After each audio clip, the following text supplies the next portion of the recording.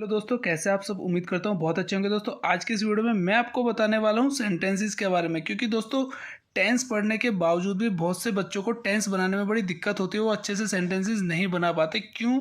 क्योंकि उनका बेस बहुत कमज़ोर होता है। टेंस की जो अच्छे से गहराई से नॉलेज होनी चाहिए वो उन्हें नहीं होती। तो इसलिए मैं पहले आपको बेसिक बताऊंगा, उसके बाद हम स्टार्ट करेंगे टेंस, जो कि मैं अगली वीडियो में आपके लिए लेकर के आऊँगा। फिलहाल मैं आपको सिर्फ इतना बताने आया हूँ कि टेंस होता क्या है, किसे कहते हैं, सेंटेंस क्या होता है। और सेंटेंस को बनाने से पहले मैंने आपके सामने वर्ब की फॉर्म लिखी है। दोस्तों आज तक आपने पढ़ा होगा कि वर्ब की सिर्फ 3 ही फॉर्म होती हैं, लेकिन मैं आपको बताने वाला हूँ कि वर्ब की फॉर्म 3 नहीं 6 होती हैं। जी हाँ दोस्तों, 3 नहीं 6 होती हैं। आप पहले खुद देख लीजिए, जिसमें सबसे पहले मैंने कुछ वर्ब की फॉर्म्स लिखी हुई हैं, first, second, third, fourth, fifth और सिक्स्थ। देखिए, जो वर्ब की मेन फॉर्म टेंस में यूज़ हो रही है, सीधी सी बात है वो फॉर्म तो है ही। तो किस तरह की फॉर्म्स यूज़ होती हैं? जब से पहले देखिए, फर्स्ट फॉर्म गो, वेंट, गोन, ये 3 आपने पढ़ी होंगी। गोइंग ये चौथी वर्ब की फॉर्म है, ये भी आपने पढ़ी होगी। लेकिन लास्ट में ये 2 आप देख रहे हैं, टू गो, वे मेन वर्ब की फर्स्ट फॉर्म से पहले टू लगा देना, और उसी मेन वर्ब की फर्स्ट फॉर्म में एस या ई एस लगा के इस फॉर्म को बनाना, जैसे गोज। आप देख सकते हैं ये हम प्रेजेंट इंडेफिनिट टेंस में यूज़ कर सकते हैं, और होती भी हैं प्रेजेंट इंडेफिनिट टेंस में यूज़ होती हैं ये एस या ई एस वाली। तो सीधी सी बात है, जो वर्ब टेंस में यूज़ हो रही है वो भी हुई तो वर्ब ना, तो इसलिए वर्ब की फॉर्म 3 नहीं 6 होती हैं। आगे देखिए, do, did, done, doing, to do और डज। इसी तरह से play, played, played, playing, to play और plays, meet, met, met, meeting, to meet और मीट्स। तो वर्ब की इन 6 फॉर्म्स का यूज़ वर्ब टेंस में अलग अलग होता है, टेंस के रूल्स के अकॉर्डिंग होता है। वो मैं आपको टेंस में बताऊंगा। सबसे पहले मैं आपको यहाँ बताने वाला हूँ कि सेंटेंस जो हम बनाते हैं, सेंटेंस के 2 भाग होते हैं। दोस्तों जी हाँ, सेंटेंस के केवल 2 ही भाग होते हैं। हम उसे 2 भाग में बांट सकते हैं। एक को हम कहते हैं सब्जेक्ट, एक को हम कहते हैं प्रेडिकेट। ये बातें याद रखने वाली हैं कि सेंटेंस के केवल 2 भाग होते हैं, एक को हम कहते हैं सब्जेक्ट, एक को हम कहते हैं प्रेडिकेट। तो अगर 2 ही भाग होते हैं सेंटेंस के, तो चलिए आइए पहले जानते हैं सब्जेक्ट होता क्या है, कितनी तरीके का होता है। दोस्तों अगर आपको सब्जेक्ट की पूरी गहराई से नॉलेज चाहिए तो कम से कम 1 महीने की क्लासेस आपको लेनी ही लेनी पड़ेंगी। आप किसी भी कोचिंग इंस्टीट्यूट में जाओ, क्योंकि अब आप सोच रहे होंगे कि 1 महीने की क्लास लेनी पड़ेगी और वो भी खाली सब्जेक्ट को जानने के लिए। जी हाँ, बिल्कुल लेनी पड़ेगी। और कैसे लेनी पड़ेगी आइए देख लीजिए।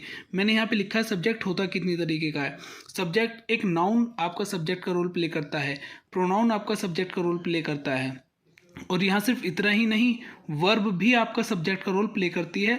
और वर्ब के यहाँ मैंने ब्रैकेट लगाया है क्योंकि वर्ब के 2 फॉर्म, जीरंड और इन्फिनेटिव, आपके वर्ब के ये 2 वो पार्ट हैं, ये 2 वो हिस्से हैं जो कि आपका सब्जेक्ट का रोल प्ले करती हैं। अब जिन बच्चों को ये नहीं पता जीरंड क्या होता है, इन्फिनेटिव क्या होता है, तो आइए पहले आपको यही बता देते हैं जीरंड क्या होता है। वर्ब की चौथी फॉर्म जो आप पढ़ते हैं I N G, going, doing, playing, meeting, verb के आईएनजी फॉर्म को हम जीरंड फॉर्म बोलते हैं। और इन्फिनेटिव, इन्फिनेटिव क्या होता है? इन्फिनेटिव होता है to go, to do, to play, to meet, verb की इन्फिनेटिव फॉर्म होती हैं। तो इनका भी हम सब्जेक्ट के रूप में हम इस्तेमाल करते हैं। अब आइए सबसे पहले इन्हीं दोनों को जान लेते हैं सब्जेक्ट के रूप में इस्तेमाल करते कैसे हैं। यहाँ मैंने कुछ सेंटेंसेस लिखे हैं, जैसे कि running is a good habit. जब कभी आप किसी एक्शन के बारे में ये बताना चाहते हो, किसी कार्य के बारे में ये बताना चाहते हो, कार्य अच्छा है, बुरा है, फ़ायदे का है, नुकसान का है, वो एक क्राइम है, वो एक इनाम का कार्य है, किसी भी कार्य के बारे में आप कुछ ऐसा बताना चाहते हो, तो मेन वर्ब की जो फर्स्ट फॉर्म है उसमें आईएनजी लगा के आप यहाँ पे यूज़ कर सकते हो, या उसे इन्फिनेटिव की तरह भी यूज़ कर सकते हो। जैसे कि running is a good habit, हमने आईएनजी की सिर्फ एक सिंगल फॉर्म यहाँ पे यूज़ की है, तो इसलिए इज़ लगा दिया। रनिंग यानी कि दौड़ना, इज़ माने है एक गुड हैबिट, एक अच्छी आदत। इस रनिंग को आप ऐसे भी लिख सकते हैं, टू रन, टू रन दौड़ना इज़ अ गुड हैबिट।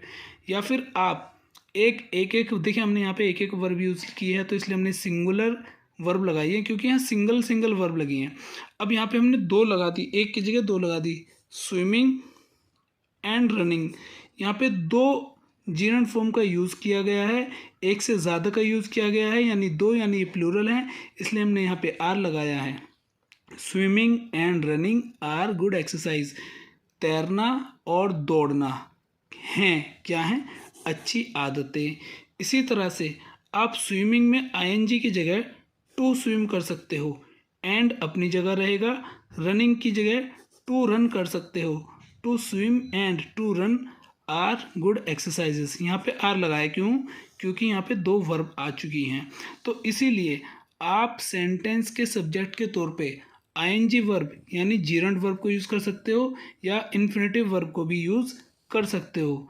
उसके बाद आगे आपको बताते हैं टेंस के बारे में। तो आइए जानते हैं टेंस के बारे में। टेंस कितने तरह के होते हैं। सबसे पहले मैं आपको बता दूं, वीडियो को बड़े ध्यान से देखना, शेयर करना, लाइक करना और अपने भाई दोस्त रिश्तेदार को, सबको जिसको इंग्लिश की नॉलेज नहीं है, जिसको इंग्लिश की नॉलेज चाहिए, उसे ये वीडियो ज़रूर भेजना, क्योंकि टेंस बहुत इंपॉर्टेंट पार्ट है इंग्लिश ग्रामर का। तो मैं आपको बताने वाला हूँ सबसे पहले टेंस। टेंस कितने तरह के होते हैं दोस्तों। टेंस होते हैं मेनली सिर्फ 3 तरह के। टेंस मेनली 3 तरह के होते हैं।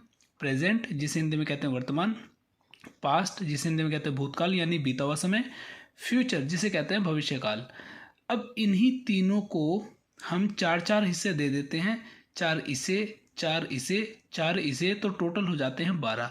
तो हमें लगता है कि हाँ भाई टेंस तो सिर्फ 12 है, और क्यों ना हम 12 टेंस को अच्छे से सीख लें। यहाँ पे मैंने लिखे हुए भी हैं, आप देख सकते हैं काउंटिंग 12 तक है।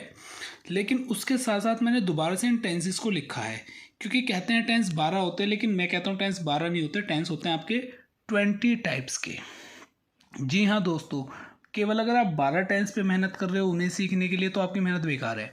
अगर आप 20 के 20 टेंस पूरे सीखते हो तो आपको पूरी नॉलेज मिलेगी। देखिए, अगर आप खाली 12 टेंस पे वर्क करोगे तो जब आप कभी किसी पैसेज को हिंदी से इंग्लिश में ट्रांसलेट करोगे, आपको परेशानी आएगी ही आएगी। क्यों आएगी, चलिए जान लेते हैं। देखिए, आप जानते हैं 12 टेंस के बारे में। प्रेजेंट के present indefinite, past indefinite, future indefinite. देखिए, 3 तो ये हो गए इंडेफिनेट, प्रेजेंट पास्ट फ्यूचर के। 3 हो गए ये कंटिन्यूस, प्रेजेंट पास्ट फ्यूचर के। और ये 3 हो गए परफेक्ट, प्रेजेंट पास्ट फ्यूचर के। और 3 हो गए परफेक्ट कॉन्टिन्यूस। ठीक है, इस हिसाब से इंडेफिनेट सबसे ऊपर आप देख सकते हैं, इंडेफिनेट, कंटिन्यूस, परफेक्ट और परफेक्ट कॉन्टिन्यूस। 1 2 3 4, यही चारों प्रेजेंट के साथ हैं, यही चारों पास्ट के साथ हैं, यही चारों फ्यूचर के साथ हैं। देख सकते हैं, यही प्रेजेंट पास्ट फ्यूचर, यही प्रेजेंट पास्ट फ्यूचर, यही प्रेजेंट पास्ट फ्यूचर, यही प्रेजेंट पास्ट फ्यूचर, सबके साथ है। तो आपके टेंस हो गए टोटली 12। ठीक है, लेकिन यहाँ पे मैंने दोबारा से इनको लिखा है, लेकिन इनमें से कुछ मैंने रेड कलर में लिखे हैं। और आप देख सकते हैं ऊपर लिखा है पैसिव वॉइस, और यहाँ पे मैंने लिखा है एक्टिव वॉइस। एक्टिव वॉइस में पूरे 12 के 12 हमें पढ़ने होते हैं, और पैसिव वॉइस में हमें सिर्फ 8 पढ़ने होते हैं। तो ये 12, चलिए मैं यहाँ लिख देता हूँ, ये 12 और ये वाले सिर्फ 8। तो अब आप बताइए 12 और 8 मिलकर कितने हो गए, ये हो गए आपके 20। तो पैसिव के टेंस बनाने का रूल अलग है, क्योंकि पैसिव के जितने भी 8 के 8 आप टेंसेस बनाएंगे, सेंटेंस बनाएंगे, सब में मेन वर्ब की थर्ड फॉर्म लगती है। ना फर्स्ट, ना सेकंड, ना आईएनजी, कुछ भी नहीं, सिर्फ और सिर्फ थर्ड फॉर्म। जबकि इधर किसी में फर्स्ट वर्ब लगेगी, किसी में सेकंड, किसी में थर्ड, तो किसी में आईएनजी, तो किसी में एस वाली लगेगी। लेकिन यहाँ सिर्फ और सिर्फ थर्ड वर्ब यूज़ होगी, हेल्पिंग वर्ब भी चेंज होगी। तो जब हेल्पिंग वर्ब चेंज हो रही है, मेन वर्ब चेंज हो रही है, तो इसका मतलब टेंस अलग तरीके के हैं। तो इन्हें पढ़ने के रूल अलग हैं, इन्हें पढ़ने के रूल अलग हैं। तो 12 ये, 8 ये, हो गए टोटल 20। तो दोस्तों, अगली वीडियो में मैं आपको कराऊंगा बिल्कुल स्टार्टिंग से टेंस की जानकारी। ठीक है, तो अगली वीडियो का इंतज़ार करें। चैनल पर नए हैं तो सब्सक्राइब करें, वीडियो को शेयर करें और लाइक करें। और कोई चीज़ ऐसी, कोई बात ऐसी जो आपको समझ में ना आई हो, तो प्लीज़ कमेंट ज़रूर करें। थैंक यू वेरी मच दोस्तों।